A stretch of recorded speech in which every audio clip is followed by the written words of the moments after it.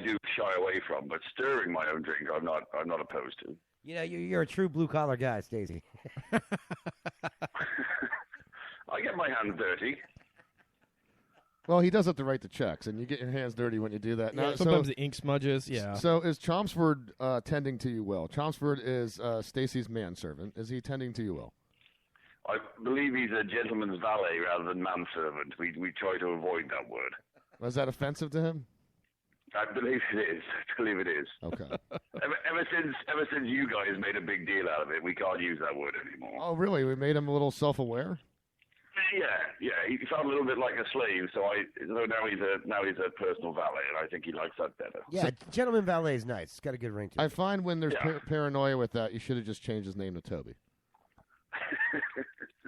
He might be cooking with truffle butter right now, for all I know. Hey, Lord Cheese, confirm what I'm saying. There is a thing called truffle butter, and I think it's kind of pricey, and people cook with it, right? Well, there is indeed. Funnily enough, it comes in a bit of a log or tube shape, so I find that quite interesting, given the other definition that I've been made aware of this evening. So you didn't know about it either. See, I didn't know about it. I've never heard that, man. We had this discussion at your abode, Lord But that does not mean that I listened or remembered. I think it was the latter. Well, actually, it could be the former as well. It might have happened on the way to breakfast. Sunday morning? It could have done. That's correct. Yes, Sunday morning. Oh. What happened Sunday? Are you guys thrilled with the news that the NFL has now agreed to play a minimum, and I like to use the word minimum, of 4 games a year in London? So thrilled. When's that start? Yay. It's going to start in 2018. They're going to play 2 games at Tottenham's pitch and 2 games at Wembley every year. Now, let me ask you a question while we bring this up, because we've noticed how, concussions have been a huge thing here, and they're kind of trying to, make football a little less violent, I guess, towards outwardly. Is that a big issue over in your homeland with the is there a big thing about concussions? My point being is sports being demonized as over there as well? I think we lost him. Oh. No, still there. Maybe he didn't like the question. Did you hit the mute button? Really worried about concussions. Okay, you have to repeat yourself because Caleb accidentally muted you. Yeah, he just muted you. On your we lost answer. you for a second. I said in a sport with head-to-head contact, there's no worry about concussions. It is nice to know that we can mute you, though. Well, you know what I mean. Though I mean, maybe this is the NFL's play. They're like, we need to get this stuff over in Europe. That was a happy accident. Because I don't think it's going to be long before the NFL is illegal here in the States, man. I think it's going to go by the way of boxing. It's just going to get demonized and demonized and demonized. No, they'll never make it illegal. It makes way too much money. They'll just pussify it to death. They'll just make people sign deals or pay them enough to go out there and be like, look, we'll give you $40 million. You might be retarded by the end of the game, but go for it. They'll never make it illegal. Are you kidding me? It's becoming international. I know, but I mean, and Stacey, correct me if I'm wrong, but the reason that they're waiting until 2015 for that is because that's when the new pitch will be completed for Tottenham. Correct? Correct. Yes. And this is with the. It has a retractable surface. Is that correct? Yeah, that the soccer surface pulls back and there's an NFL grid underneath. Oh, cool. So many jokes. Yeah. Is it an enclosed stadium or outdoor? It's outdoor. Okay, so wow, so all right, it's not like the Arizona stadium where all the grass goes outside. That's pretty cool, isn't it? Oh, it was a great idea. Japan has one like that too, and in Japan they actually float it out. They fill it with water, and the whole surface floats, and they. I heard it rides on turds. Yeah, it actually floats on. It floats on feces. Yes. Yeah. That's a shitty game to watch. Yeah. It is, dude. But well, the smell mostly. They don't sell a lot of front row tickets. Everybody's like, "Yo, let me get the skybox." Interestingly enough, all the footballs are actually filled with methane. In this case, you definitely don't want Deflategate.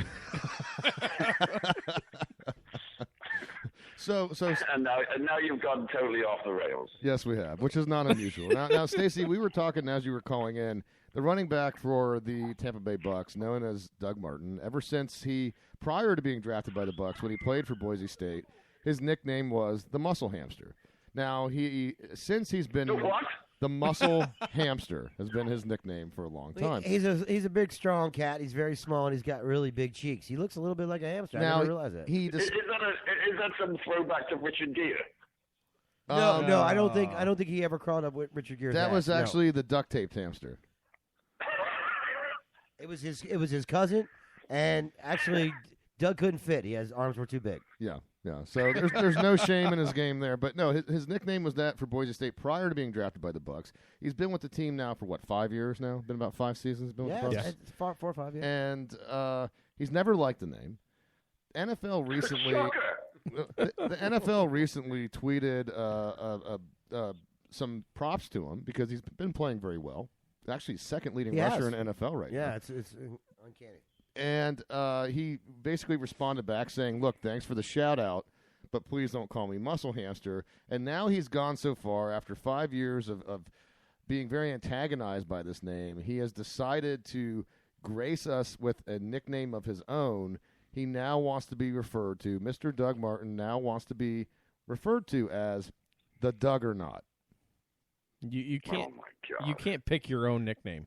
I mean, that's. Well, you know what? I think you probably can. I was watching your Robot Rugby League the other week, and the camera panned to the sideline, and one of the players that, he'd run 10 meters, so he was off having a break.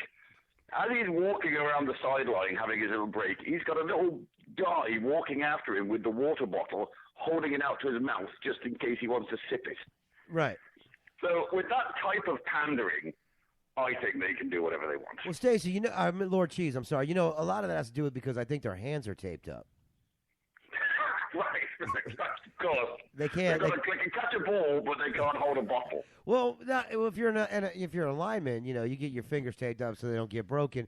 But yeah, that is an interesting thing. I think a lot of it has to do with they got to shoot it through that little, the face guard. So they got to get it through there. So I don't know if these guys. They're on a lot of pain medicine, Stacey. I don't know if they can do it themselves, man. Give them a break. Come on. Apparently, no. I can't make my own drink, so what am I talking about? Yeah, come on. Yeah, right? That's a good point. Yeah, that's an excellent point. You got a guy to stir your... Oh, no, I'm sorry. You're stirring your own drinks, but you have them delivered, and yeah. But as another gentleman who takes pleasure in deriding his friends, and that's why we all, let's face it, one of the reasons wait. Did you say you have pleasure in riding your friends? Deriding okay. our God, friends. I'm scared, dude. Truffle Butter, look, we don't need to hear from you right now. Okay. As no, let me finish. Don't interrupt. That's very 2 months ago. As a friend that likes to pick on each other, which, let's face it, good friends, we're able to do this. We don't take it personal. We don't passive-aggressively post it on Facebook. We all just hang out and have a good time and make fun of each other. You are not allowed to make up your own nickname. That is verboten. Your nickname is decided by your peers. Am I wrong? Usually, yeah, but not in this first case. of all, you're never wrong, and quite obviously not in this case. Well, I agree with both points. And I will bring you some liquor later on. Good man. Here at the Cranial Listen Show, we like to buy our listeners. Hey, listen, whatever it takes. That's how Kennedy got elected. It all works. But so we're saying now that now what were we talking about? we were talking Truffle butter. about self-glossing. How you can't Self-glossing, pick your own, yes. yeah. You cannot self-gloss. You can't pick your own nickname. Generally, nicknames come from, other than the obvious, you're real tall, they call you tiny, or you're real short, they call you giant. Some of the dumb ones. They usually come from some embarrassing situation. And you just hope that it doesn't have the word, hamster. Truffle or butter. Or truffle butter in it. Yeah. Or, multiple sex girls in one day or something like that kind of thing. That would be an awful That would be, nickname, it's bad nicknames like that, dude. yeah. But yeah. What do you think, Stacey? Do you think the nickname multiple lover in one day is a bad nickname or no? I think that's a great nickname. I'm Ben Charles on the Cranial Mission Show, and I agree, Stacey. There's no shame in that nickname. It sounds like Truffle Butter is trying to stir up controversy. Truffle Butter's stirring up something, I'll tell you that much. And we'll forgive him for that. On that note, we got to jump to a commercial break. When we get back, you're welcome to stay with us, Stace, if you like. But when we get back, we're just going to jump to a break because everyone beware. Next week is Halloween, but an asteroid might be slamming into the Earth. Oh, no. On the day of Halloween. Oh, no. Good thing we're having my party the day before. Good All thing. right. Be very afraid. We'll be right back after this.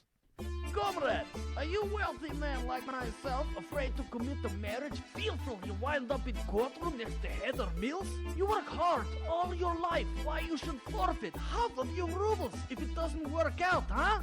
A glorious 5-year plan, mail order brides, you will not have to pay arm and leg if marriage crumbles like Soviet Republic. My name is Boris Kuznetsov. I am previous owner of professional KHL hockey team in greatest league in the world.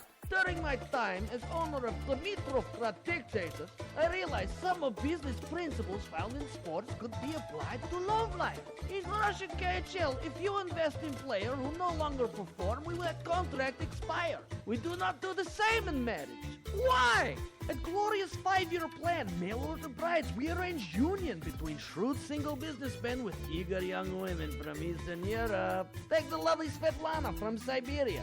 This mobile 19-year-old farm girl is ready to please even the most elderly of men for rich Western lifestyle. After 5 years, the contract expires with renewal option. If she keeps icing the puck, she's out of luck, you know what I mean, huh? She don't want to go back to Siberia. It's as cold as walrus nipple. Or how about for you, blonde-haired, blue-eyed Katerina, who is former Soviet gymnast who just got released from corrective labor camp after 10-year sentence for making Russia look like toothless babushka in the 2002 Summer Olympic Games. Imagine what this little tart will do to your balance beam for a taste of Western freedom, huh? At Glorious 5-Year Plan, we pride ourselves on gorgeous, collective of eligible and desperate women. So why not call me, Boris, at 1-800-RED-WIFE for free consultation. Come, be part of the people's revolution against conventional matrimony. And remember, at Glorious 5-Year Plan, we might be Russian, but we don't believe in redistribution of wealth. Aye, okay. Are you tired of riding public transportation and bumming rides from friends? Let Wang & Wanda School of Driving get you off the bus and behind the wheel. Wang & Wanda will help you get your license with one easy lesson. Our instructors are as good as it gets when it comes to operating a motor vehicle.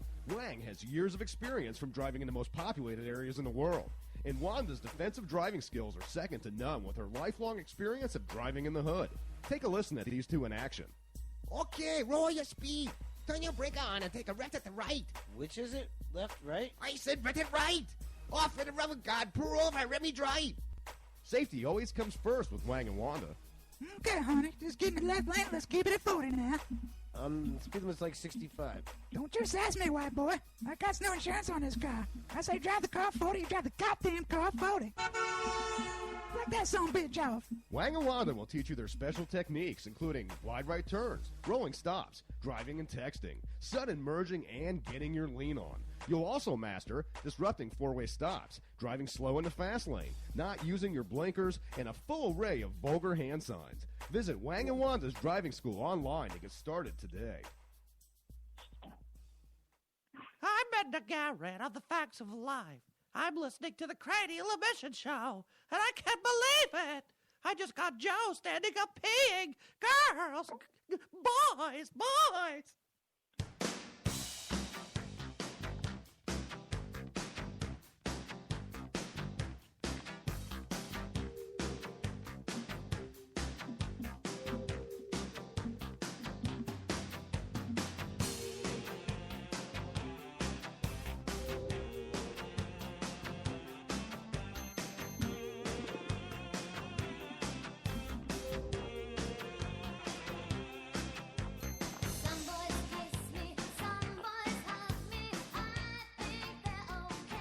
Truffle butter. Oh. Ben Charles. C-Squared, Kev Crispy. Reverend Joey T. All hanging out here for the Cranial Mission Show, the penultimate segment we're getting into. Every Friday we broadcast this week from Garage Studios. 7 to 9 p.m. usually tonight. 7:18 to 9:15 p.m. if you're nasty. If you want to be a part of the show, you want to call in, you can do it. It's 813-438-6068, like our good friend Lord Cheese has done, and is patiently hanging on the line.